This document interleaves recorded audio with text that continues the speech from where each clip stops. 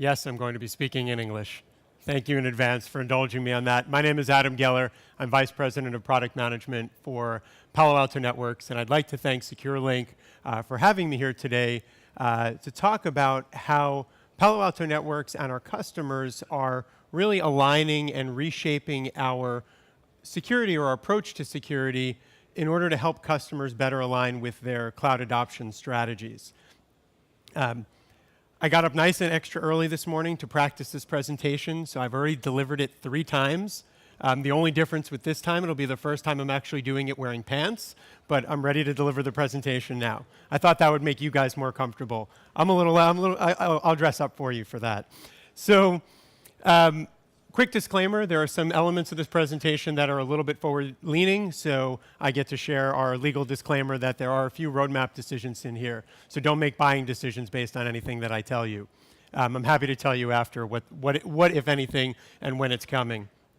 But let's get right into the content and the discussion. So the challenge that many of our customers face is they're looking at trying to understand how they will quickly deliver new applications and services while minimizing the risk to their business. And when we flip that to Palo Alto Networks, what's our challenge? Our challenge is how do we help them do that from a security perspective? How do we give them the security tools that will allow them to prevent data breaches, but do that without slowing down the business velocity? And this is especially important when it comes to cloud, because the primary reasons why organizations will adopt cloud is because they're looking to gain that speed and agility.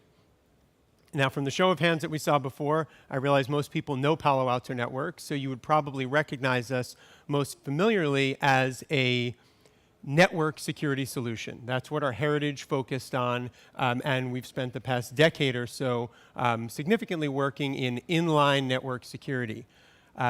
However, we have to make sure we keep up with the changing requirements that come from customers, and principally there's 2 areas. It comes from the changing attack surface or attack vectors, as well as the locations where our customers will be operating their business. I mean, we have to think about other solutions, and we have, like API-based security or host-based security or even analytics. Now, regardless of which method you used to deliver a security approach, when we look at it and we say, what's the core focus? Our core focus is how do we prevent successful attacks? And regardless of those methods, there are 4 key pillars that come up time and time again for how you're going to be successful if you want to prevent if you want to prevent an attack from being successful. The first one is being able to have complete visibility. And this means all applications, users, ports, being able to look at encrypted traffic, and do it in any location. The second part is being able to reduce the attack surface area or filter out the noise so you can get to a meaningful pool of information where you can apply your precious and limited security resources. The third one is anything that's previously or currently known to be a threat, you need to have the ability to prevent that outright. And the knowledge comes from both technology companies, it comes from our customers, it comes from partner ecosystems. But if there is a known threat you're aware of, an effective security solution is going to need to be able to prevent that outright and not let it take hold into an environment. And then the fourth one, which is also very critical, is making sure that we're able to, or an organization is able to prevent an unknown threat. And that necessarily means different kinds of technology approaches, because some things that will work well in the network will not work well when you're trying to look for something that's an unknown threat. And that's either understanding that or being able to quickly detect and learn about it so that it can become something that's known so that you can then prevent it in real time. So the topic of today is really about cloud and the migration that customers are taking to cloud. And the reality is it's extremely different across organizations. So there's no one right path for this, and I see this whenever I speak with customers. There are a variety of approaches that are driven by organizational preference, government compliance, industry regulations, and overall maturity level from a technology and security perspective. But if you look at the ways in which people can move to the cloud, it could be private cloud. It could be infrastructure as a service. It could be platform as a service. It could also be software as a service, or SaaS. And still yet, of course, many organizations will still have a physical presence for many, many years to come. Now, the one thing, so the slide kind of represents the locations well. What it doesn't really do a good job of doing is reflect the level of intensity or I'd say anxiety that's produced as customers are thinking about how they're going to make this progression or how they're going to make this migration and when they should do it and how they'll secure it.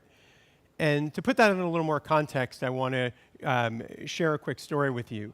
So in the 5 years I've been running cloud for Palo Alto Networks, I've had the opportunity to attend a number of the different major cloud conferences: AWS reInvent, Microsoft Ignite, Google Next, and VMworld. And if you haven't ever attended one of these events, they're really something to be seen. Right? First, over the past 5 years, they've grown dramatically. Some of these events have over 50,000 people, and they take the entire Las Vegas Strip, every hotel, when they run them. So they're just massive in scale, but it's not just about the scale of it. It's the level of almost fanaticism and excitement about the people who are there and who are learning about cloud and are making decisions about it. It's more like, it's nothing like an RSA security conference or an InfoSec. It's something totally different. It's more akin to an iPhone launch, right? You have grown men with tears in their eyes when a new API gets launched. You have people standing on chairs and applauding when there's a new database service that comes out. And so it's a totally different kind of vibe or environment. And I had a customer with me at one of the last events, and he talked to me about this, and he said, when I leave these kinds of conferences, I'm just physically and mentally exhausted. I'm drained because of the amount of information that's being fired at me. And it makes me really concerned about, am I doing the right thing with helping my organization with this cloud journey? Am I doing it fast enough? Am I doing it right? And so I was thinking about that, and full disclosure, my wife, my partner, is a therapist, so I'm used to being psychoanalyzed. But I tried to turn this back on the customer, and I thought, if I had to diagnose him, what would his condition be? So I made up a condition, and I'll share that with you guys today, and it's called cloud FOMO.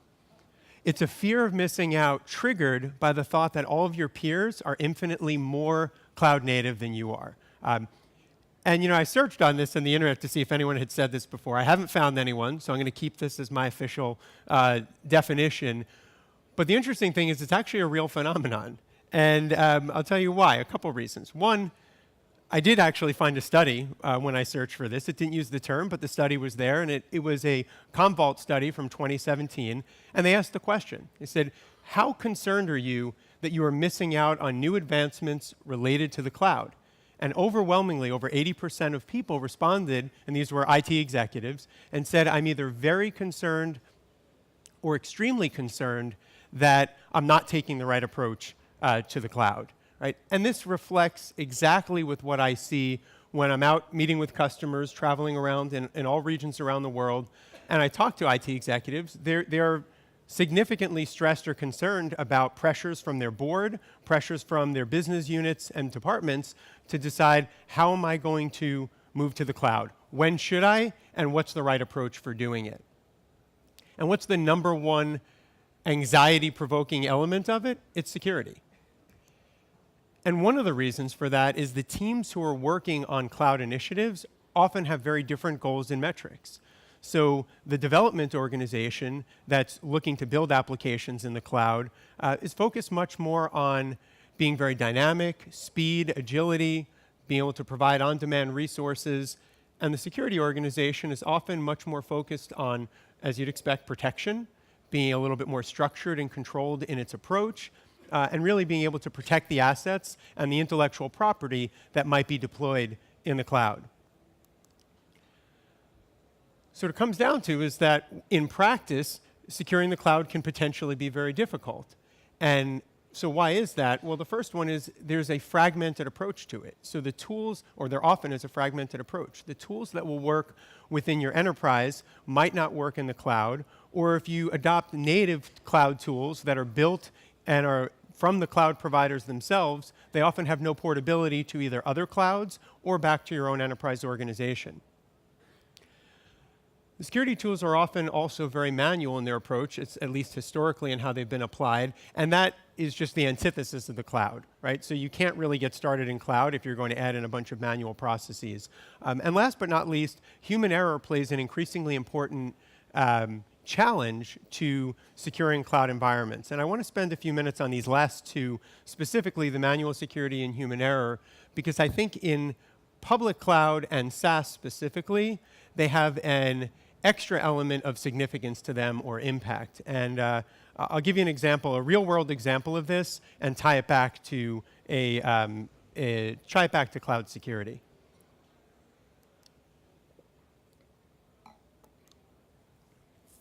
So in January, this emergency alert went out to the mobile phones of all the people in the state of Hawaii in the US. Ballistic missile threat inbound to Hawaii. Seek immediate shelter. This is not a drill. There's only one problem. It was a drill. And what caused this was a manual process compounded by human error. And the impact of it was immediate and very broad. Right? It panicked an entire state's population. It caused other people around the world to be concerned that World War III might be happening. So immediate impact of this is extraordinarily significant. And if you think about this from an application development standpoint, if you make a mistake in configuring your database that's inside your private environment, inside your organization, and you accidentally expose it to more groups or more departments than you should, that's a problem, but it's a contained problem. In public cloud or SaaS, if you accidentally open up access to a file or to data elements broadly, you open it up to the entire world, right? So the impact of that human error or that mistake is much broader and much more significant, potentially, in public cloud and SaaS. Accordingly, the cleanup effort from that is often too little too late, right? So 38 minutes later, a message that comes out that says, there is no missile threat or danger to the state of Hawaii. Repeat, false alarm. The panic kind of already set in. By the way, I don't think emojis are allowed in emergency alerts. I just put those in because I thought it was good for the message. Same thing's true in cloud, right? Whether it's 38 minutes or 38 days later, if you've accidentally exposed 200 million voter records with the public internet or the world, which has happened, those are gone, right? By the time you notice it, they're already sitting in paste bin to live in perpetuity on the internet. It doesn't matter if you catch that, right? So there has to be something else that you can do to be in front of that, because otherwise that impact is really extreme. So ultimately, what's needed if you're going to secure these different kind of cloud environments? I think first and foremost, a very important level set is while the cloud has tremendous potential, there's nothing inherently magic about it, right? So you still absolutely need advanced application and data breach prevention capabilities by moving to the cloud. There's nothing that happens there on its own that will obviate the need for advanced security. Second part is you need to have a consistency of approach so that the protections you can provide are going to work across all locations of your organization. So if you're moving into the cloud, it's very difficult to have fantastic security in your data center and have very weak security in the cloud, especially when most organizations will be connecting these two via a hybrid design. So you're creating back paths into your organization if you can't provide a consistent set of capabilities. And then the third one is really important. It's essentially table stakes in the cloud, which is that no matter how good the solution is in the first column of the advanced capabilities, if there's too much friction to deploy it and manage it, it doesn't matter, it'll never get deployed, right? The cloud is just moving too fast to take on a legacy approach that's going to create that friction. So I want to spend some time talking about each of these areas, and I'm going to start with SaaS security and sort of talk about what's the same and what's changed in the approach for securing SaaS. So if we look at the challenges or what the typical pain points are around SaaS environments, the first part is all about that visibility pillar, which is, can I get some understanding of what the SaaS usage is in my organization? And there's a real fear that there's lack of control over what's actually happening from the application or the use of SaaS in an organization.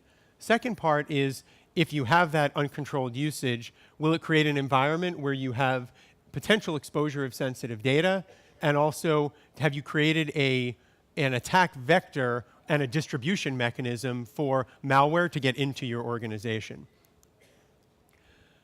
So when we think about approaching SaaS security, there are a couple pieces that are important. The first one is, if you look at the cloud pictures on the right-hand side of the screen, you can really classify SaaS in three ways. Sanctioned, and sanctioned are the things that the organization is officially sponsoring. Most often you're paying for that, and it's the applications you want people to use in their full capacity.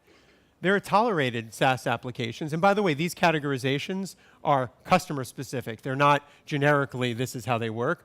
You'll classify a set as tolerated, and there'll be applications that you need for a particular business purpose, but it's maybe not a full organization. So you'll want some granular control over who can access it, or maybe what functions they can take, and it won't be for the entire organization. And then there's a third category, which is unsanctioned, which is, if you had the capability, you'd prefer to block them outright, and you'd never want anyone in your organization to use them.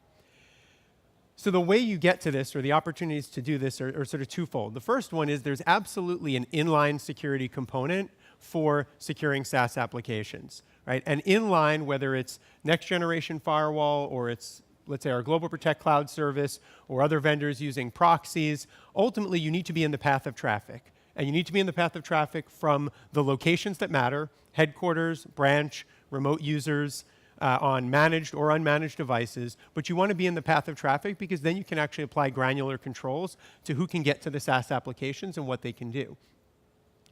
That covers part of the picture. The other part you need to consider is the cloud applications themselves have APIs and hooks into them.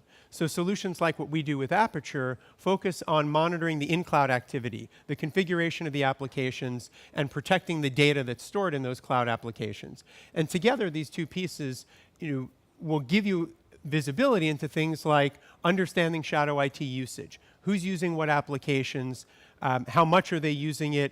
Are there threats being delivered via that channel? Understanding where exposures may be, where content may be stored, and also being able to apply very granular controls. So maybe looking at classifications of SaaS applications and say, if these are known to be risky applications, maybe they have a policy that says anything you load into this SaaS application is officially owned by the SaaS provider. That is a real term and condition in a number of SaaS applications. Not the big ones, but some of the smaller ones. You probably want to know that and be able to apply policy for that. All the way through to including being able to control access to personal SaaS applications. So a number of the largest SaaS players have a consumer side and an enterprise side. And it's very valuable to be able to determine by policy which side I want my employees to be able to get access to, and do I want to limit their control if they're going to attempting to go to the personal side of that SaaS application. So I want to shift the conversation now to platform as a service and infrastructure as a service. I'll touch on private cloud a little bit, but for the sake of time, I'm not going to go too deep into that. When we think about protecting cloud applications, so these are ones you still have some control over how you're building it, the application is really the center of the universe. And if we look at the right touch points, the first one that still makes a lot of sense is being able to be inline from a security perspective. Just like it provided value on the SaaS side, you want inline security to give you visibility and control and be able to segment workloads. Similarly to the SaaS discussion, there's an increasing part of a cloud application where you can only see that information, the configuration of your cloud environment, data stored in a PaaS offering, where you're going to need an API-based solution that will tie in. That's where we introduce our Aperture technology. And at the end of the day, most workloads are still deployed on underlying host technology. And so if there's an underlying host that you control, and I realize there are some managed services that start to change that, you still need to apply security to the host and the applications that are running on it, and that's where we do things like traps, focusing on exploit prevention. So I'm going to go through each one of these in just a little bit more detail. So if we look at segmenting cloud workloads, there are sort of three, I'll build these out, three scenarios where inline security is going to make the most sense. At the perimeter, so ingress and egress into a cloud environment, there's still a very strong use case for needing that. Second part is application visibility and workload segmentation. This is one where it actually can look different in private cloud versus public cloud. In private cloud, there are ways to tie in very neatly into looking at traffic between two virtual machines on the same host. In public cloud, most of the public cloud is more layer 3 based, and you have less control over the networking, so sometimes it's a little harder to get into that level of segmentation, but you can reach more macro segmentation where, say, you build applications as VPCs or VNets, so AWS or Azure terminology, and people absolutely will look to secure the traffic going in and out of those virtual environments. And the third part is no matter what you do, it has to be able to scale natively along with the way your cloud applications will scale. Now, a lot of times when people move to the cloud, they're going to pick up the native capabilities like security groups, which are the baseline technology that a cloud provider is going to give for protecting inline communications. And for the sake of time, I'm not going to go into all the details on this slide, but I think it's important to recognize there's a limitation to what you'll see if you're just looking at port and protocol. That was true 10 years ago when Palo Alto Networks started. It's still true when you move to the cloud. And these are just some examples of use cases where having that additional level of visibility is actually critical to providing cloud security or securing a cloud architecture. This overall trend has evolved with customers over the past 5 years, right? And it's evolved in the inline security space in two ways. At the top of this picture, we look at the cloud infrastructure and the environments in which we need to support, hypervisors, cloud platforms. And this continues to evolve as our customers' level of maturity changes, as well as the cloud platforms themselves mature. So starting as you'd expect with ESXi through KVM and AWS and Microsoft Hyper-V and Azure, and now very recently with Google Cloud Platform. And at the bottom, you see the focus and the importance on orchestration and automation and integration. So how do you tie into these platforms? On the private cloud side, it started very closely with the SDN, or software-defined networking fabrics. People like VMware NSX and Cisco ACI, Nuage Networks, Mirantis. And all of those integrations are very important to get to that frictionless deployment and operation. And they continue on through now to native cloud, public cloud capabilities or components like CloudFormation templates from AWS or Azure ARM templates, right? These are essential building blocks to operating in the cloud, and any solution needs to integrate very tightly with those, up through and including the multi-cloud or cloud-agnostic technologies that are gaining a lot of traction, like Ansible playbooks or Terraform providers. So when cloud applications are getting built out, one of the trends we've seen is the speed at which PaaS services are being consumed and adopted. And this looks very different than the speed around, let's say, physical machines to virtual machines. That took a certain period of time, but we're seeing this happen much faster. So when people started off in the public cloud, they're building out infrastructure as a service, right? They're building out web servers, application servers, database servers. Much more likely now to have a hybrid picture where services like a database, it's much more likely that a company or an organization will leverage a pre-built service like RDS from AWS or Aurora or Redshift or DynamoDB. Even within one cloud provider, there are often 5 or 10 different ways to provide a database service. And what's interesting about that is those database services or those PaaS services, they don't live in your VPC or in your cloud network. They live off on the side in a multi-tenant environment. So even if you want to put inline security in the path of that traffic, you can't do it. There's no way to put it there. So you have to approach this differently from a security perspective. And that's where an API-based security solution becomes so important, because it allows you to look at the control plane. So the application like the AWS console or Azure portal, where you set up your configuration, it allows you to interrogate that and understand things like, do I have multi-factor authentication for all of my administrators, my root level administrators? Do I have sensitive data that's being exposed in this environment? What services are running and who has access to those services? All of these become very critical when PaaS components are part of a cloud application or a cloud build-out. And so when you put this in place, the goal is to get visibility and control over the services and the data that's being used in that cloud environment. So in the first picture, you can look at, again, the services that are running. You can look at, are the services accessible to the internet? Are there vulnerabilities or misconfigurations in how these services are set up? Second column is actually doing true DLP, looking at the content that's stored in the S3 bucket or the Azure storage blob or the Google Cloud Platform storage construct, and look for things like tax ID numbers or national ID numbers or any sort of confidential tags or attributes that you're concerned about across multiple languages, by the way, so that you have a sense of what content is there and then what the configuration is around it. A lot of solutions often stop at doing the permissions that say you have a storage bucket that's exposed, and that's useful, but it's really useful to know what's actually in that storage bucket so that you can determine how fast you want to remediate that particular problem. And then the last one is using these kinds of API-based services to build compliance reports. So CIS is a mapping of 50 different standards, top 50 standards for how to build secure cloud infrastructure, significantly with AWS. But how do I do an immediate map of my build out of my environment against this, and what are the differentials associated with that? And continuously checking to see how I'm staying in sync with that. So I just want to touch on endpoint very briefly, because as long as there are endpoint workloads, an endpoint security solution is going to be relevant. And a lot of the traditional or early approaches to cloud security around endpoints were kind of trying to do the things that people felt it was too hard to do in the network because the networks weren't flexible enough.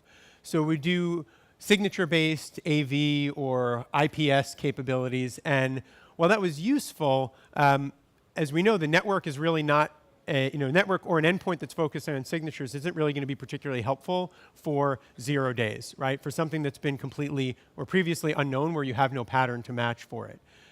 So we think the right approach on the endpoint side is to focus on, when you're focusing on the endpoint, to be looking not at replicating what you do on the network side, but do something that's actually significantly different that helps you in that overall challenge of preventing a successful attack.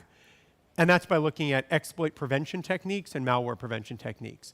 That's the approach that we take with Traps. There are other organizations that build products in this space as well. And the design of it, especially from a public cloud perspective, really focuses on 0 days or exploit techniques that are going to make it down to that underlying host and being able to protect them from that. Things that you really couldn't do on the network side, and even from an API side, you might limit a blast radius, but you still wouldn't really be able to detect that and prevent it unless you're running on the host. So in summary, I'll leave you with a couple of points just to wrap up. In order to build out sort of a frictionless cloud or secure cloud operations, you have to think about each of these columns: the build aspects, the operational aspects, and the scaling part of it. From a build standpoint, you must be able to leverage automation essentially to an extreme, right? Everything has to be template-driven, has to be click-driven, not just the application, but the build-out of security, the build-out of the network. Anything you deploy has to be able to be bootstrapped so that it can be pre-configured such that when it's inserted into the network or when it's applied, it's all ready to go and it's ready to work. From an operational standpoint, that the context is important. So whatever's running needs to be able to learn, continuously learn from the cloud environment in which it's deployed and be able to quickly apply that to policy so that in real time it's continuously updating. And last but not least, it needs to be able to scale on demand based on the triggers that are native to cloud environments, like AWS CloudWatch or Azure Security Insights or Google Stack Driver. These are all native elements that need to pull in telemetry from, let's say, security solutions so that they can scale appropriately. And last but not least, I don't want to forget the security automation piece, because the whole reason you're doing this, if you go back to what is actually needed, is to provide and deliver the advanced security capabilities. So just applying security into this environment that becomes static and is never updated isn't really all that useful, because the security landscape and the threat landscape is extremely dynamic and changing, right? So from our perspective, we need to make sure that what we do inline, what we do via API, what we do on the host are continuously updated with new threat information and new protection capabilities. We do that with our cloud-delivered services, like threat prevention and URL filtering and our malware analysis, to the tune of every 5 minutes, hundreds of updates. So in the 30 minutes that I've been talking, we've probably delivered almost 1,000 new protections in real time to those cloud environments. That's something very different than what a native and more static security tool might do, like a security group. They're just not built for that level of automation from security context being brought in and being continuously updated. So ultimately, if we can do these things, we wind up with the ability to create a consistent and frictionless security architecture everywhere that our customers need. And in the end, we think that will help them successfully make their journey to the cloud, whatever it may be in terms of their adoption. So I'm just over time. So with that, I will say thank you for your time. I appreciate your attention, and I hope you found this session useful.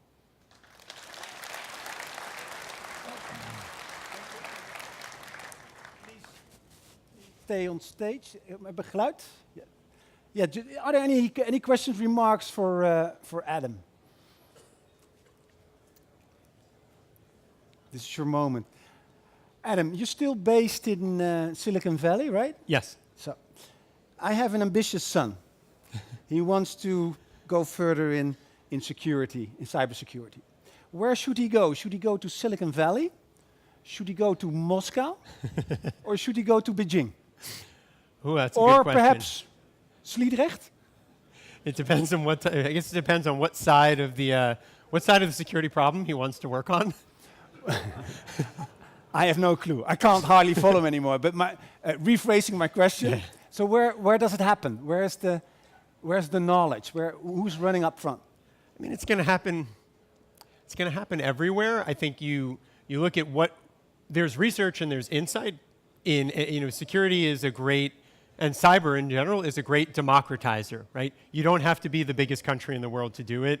If you look at cyber programs and cyber warfare programs, it's not just the big countries that are doing that, right? So I think that we look at who's spending the money and the dollars in education and in programs around innovation around cyber are where you're seeing the most jobs and the most interest from companies. Yeah. So where are the best educated youngsters now? Where do they come from? In some countries where there's required military service, they often come from military units, right? And that's one of the reasons why you see a lot of innovation out of Israel, right? Because people come through cyber programs on that side. But at the same time, all of this is eminently learnable. My background was not in cybersecurity. Didn't really exist when I was in university. And I wasn't even in computer science, right? And I got involved in this. And there are a number of people within our organization who we see evolve into this space. So I don't think that it's necessarily, you necessarily need the right kind of degree to add value into this space. Yeah. Did you come over especially for us? I did come over especially for this. Is that true? Yes. We really appreciate that. And I want to thank you for that. And I have a present for you. 2 presents. This is one present. This is a book. But I got a very special present for you. I got a very special present. Okay, I'm going to explain it to Dutch. Okay. So you just put your fingers in the oor because you're not allowed to hear it, okay? Okay. Oké. Ik heb je nodig, fotograaf. Ik heb je ook even. Kom even op het podium. Oké, wat we gaan doen. Hij is dus helemaal apart voor ons hier naartoe gekomen. Dus wij gaan even laten zien dat we dat heel erg waarderen. Dus dat is ook meteen goede gymnastiek. Dus ik wil je vragen om zo meteen allemaal te gaan staan. En dan enorm te gaan juichen. En dan ga jij achter daar een foto maken. Zetten we hem hier neer. Dan heeft hij een volle zaal. Kan hij terug naar Silicon Valley. Moet je eens kijken, jongen. Ik trek volle zalen. Dat werkt, snap je? Dat gaan we even hem gunnen, toch? Een beetje zaallicht. Gaan we even staan en juichen. Dames, slipjes, alles mag, hè? Ja, oké. All right. Ga je even staan. Okay. With the book. With the book. So, with the book. Okay. We were very... Look at it way. Look at it. Looking this way. We were very happy. You have to stand here because in the light, huh? Who's the licht? Who's licht? Heb je hem? Okay. Yeah. We were so happy that you were here and especially came all the way over from Silicon Valley to here. We love it. Excellent. Let's hear it for Adam!